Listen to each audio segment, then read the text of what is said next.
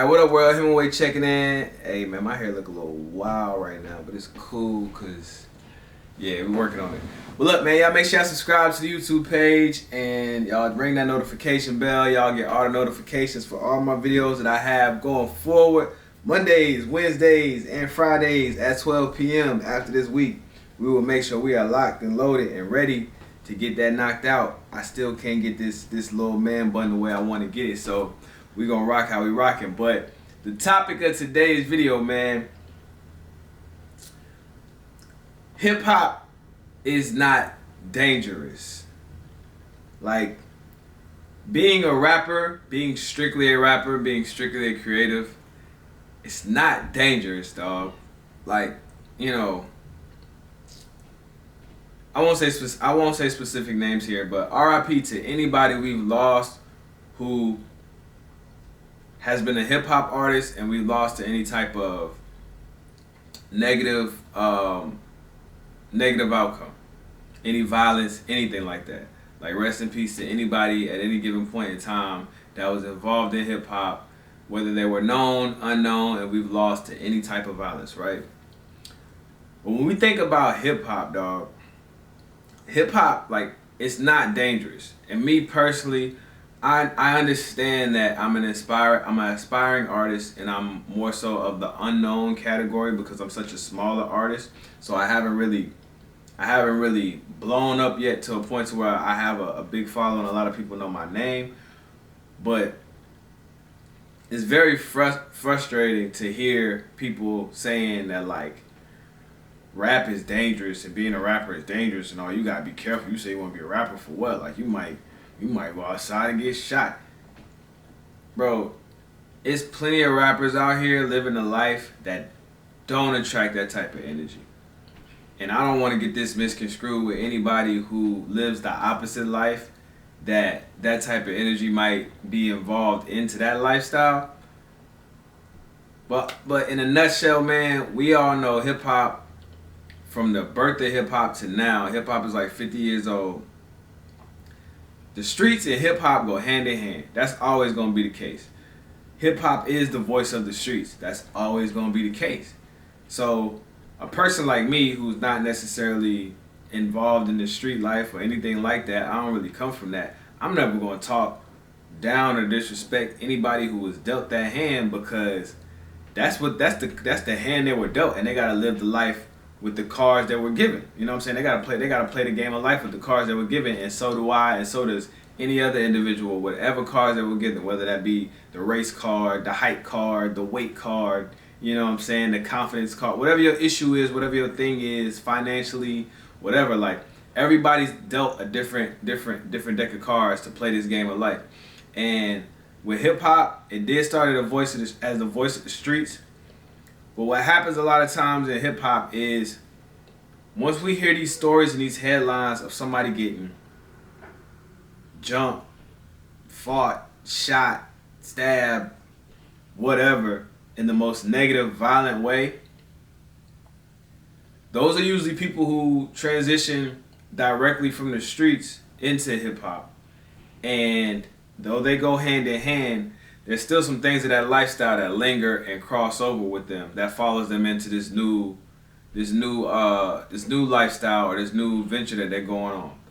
And for me, it's like, I hate a lot of the stigmas of hip hop. I love hip hop. I love rap music. I love the culture. Like, I love black culture. I love hip hop culture.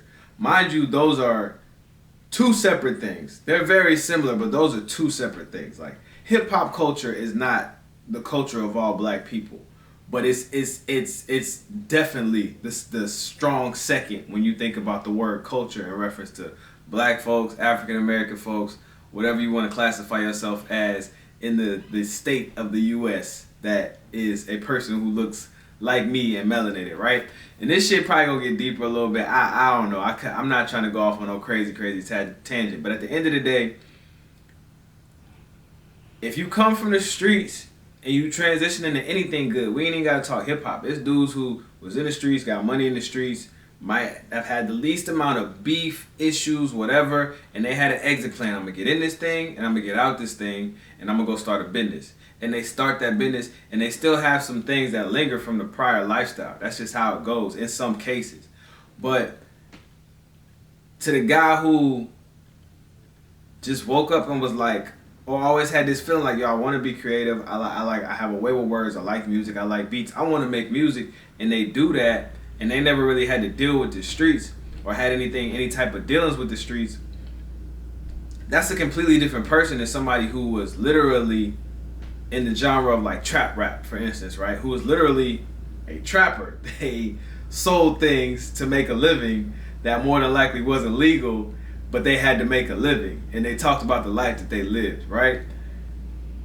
A lot of the stories we hear is like every rapper is gonna get like shot or jumped or beat up or whatever, and it's just annoying to me because like there's a stigma about how rappers look, there's a stigma about how rappers act, and like a lot of the artists that are unknown like me or underground, I'm gonna say underground, not unknown, but a lot of artists that are still underground like me and haven't gotten to the point where they really got no traction yet.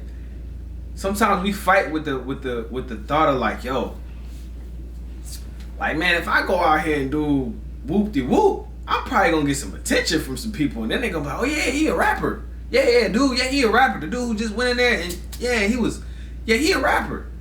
But if I'm just living my life, working my job, trying to invest into my shit without doing anything negative because I wasn't dealt that deck of cards to play this game of life, then it's like people don't really respect it. So there's a certain stigma with rappers that like you gotta have a certain background to be considered a rapper. You gotta have a certain look to be considered a rapper. And I don't mean no disrespect with these names that I am gonna mention, but I wanna use them as an example. Bro, you're never gonna see a headline of Childish Gambino getting walked down and somebody coming and just walking them down and getting shot at 10 times. You're never gonna hear that about Childish Gambino. You're never gonna hear that about Wale. You're never gonna hear that about Russ. Russ lives in Atlanta where a lot of shit is going on. You're never gonna hear that about certain artists because that's not the lifestyle they live or they came from. But when you do hear that headline in reference to artists that did come from that lifestyle, most of the times that if they're really real as far as in the sense of understanding the lifestyle they live, they know that there's odds. The odds of that shit happening, it comes with that lifestyle. The odds of that shit not happening comes with the lifestyle I live. But again, sometimes lifestyles are by choice. Sometimes lifestyles are just the cards you was dealt. And I just really got an issue with this stigma of like, you know what I'm saying, every rapper's supposed to have 10 chains on, 6 bracelets, and if somebody come up and try them, they supposed to not back down and not give nothing up, and you just supposed to whoop-de-whoop, and you supposed to lose your life and your freedom because you supposed to. It's stupid, guy. That's stupid, man. Like that's just, and I use the word stupid sparingly because there's some shit that's not stupid, you're just uneducated or you're ignorant to a situation or a topic, but then there's some shit that's just stupid, man. And like, I don't fuck with that. I do not like that, dog. Like, a lot of these dudes that I'ma just say it flat out, a lot of niggas you see getting killed in hip hop is not just rappers, bro. They weren't just rappers and wanted to be creatives only. They were street niggas who transitioned into rap. And the streets go hand in hand in rap, and that's always gonna happen, but niggas gotta understand, niggas who live that lifestyle gotta understand how to move in that lifestyle. I don't live that lifestyle, but I do know it's rules that come along with it. It's rules that come along with every lifestyle that you live. But the way that I'm moving, for the most part, I know that guys who are like me that create music, I don't come off and I don't present as a threat. And as long as I'm not out here super flashy and setting myself up to look like a walking lick, I'm probably more than likely not gonna get licked. You know what I'm saying? Pause. And like, it's just a lot of stories going on, man, just about dudes who done got, like, I done heard some local stories about shit happening to guys and the people in the comments acting like they was supposed to do some super duper gangster shit just to get out of that situation. And it's like, bro, like at the end of the day, when you have some type of notoriety, celebrity, or, you know what I'm saying, you're known to be financially somebody, yeah, there's odds that you could be approached in a negative way and could draw some negative attention because people might want what you got. That's hip hop, not hip hop. That's you know, if you're an entrepreneur, whatever. Like if you got a little something, they gonna know what you got. They might try you. They might come at you for the wrong reasons. But in this hip hop shit, like, bro, half the rappers you ever hear in any scenario where somebody's getting shot at, like,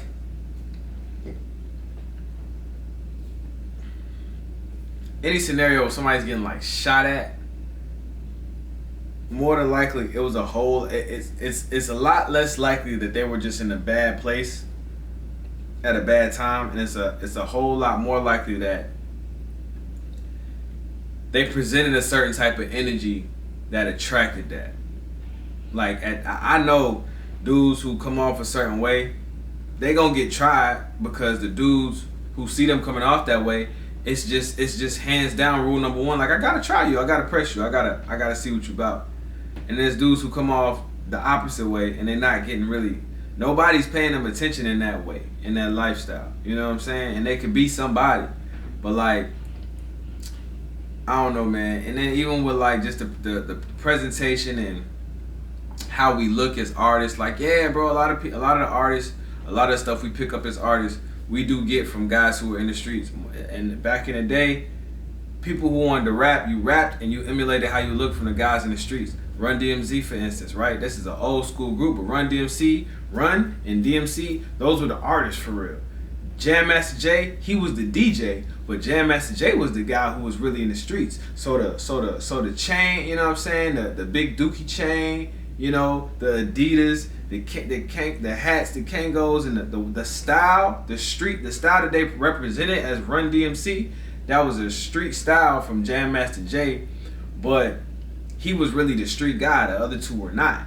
And even with that situation, sadly to say, he's a street guy who transitioned and was doing great and doing good in life, but it still came down to some shit that is really lame as fuck, but it was just because of the lifestyle that he lived prior to, because it had been a long time that he'd been removed. And that's the same situation of how we lost Jam Master Jay. But it's like, I understand that as a rapper, you do need to look like a star. You need to look creative. There should be a certain thing about you. What's the word? A certain je ne sais quoi, right? But like, that don't mean niggas gotta have on 10 chains and bracelets and a bunch of money, bro. Like, that shit is annoying as hell as I fix my little baby chain. But like, that don't mean you gotta have all. You don't have to look like you're $1 million. And honestly, I think anybody who's actually, as far as from the business aspect, anybody who understands business, they know if you walk around looking like that, you look crazy. Like, you look crazy. But man, I don't know. I hope this video makes sense. I'm gonna watch it back, and I'm gonna just make sure I got my point off. But like, man, hip hop is not dangerous, bro. Just being a rapper, it's not dangerous. But just understand, if you're somebody who's just a rapper and you don't have anything to do with the streets, there are gonna be some situations that once you get some notoriety, you could come across that might be different for you. But that's just the part of it where, you know, hip hop and the streets go hand in hand. But if you're moving for the most part the right way, you're not gonna have too many issues out here in this hip hop world. I don't care. Like, I haven't made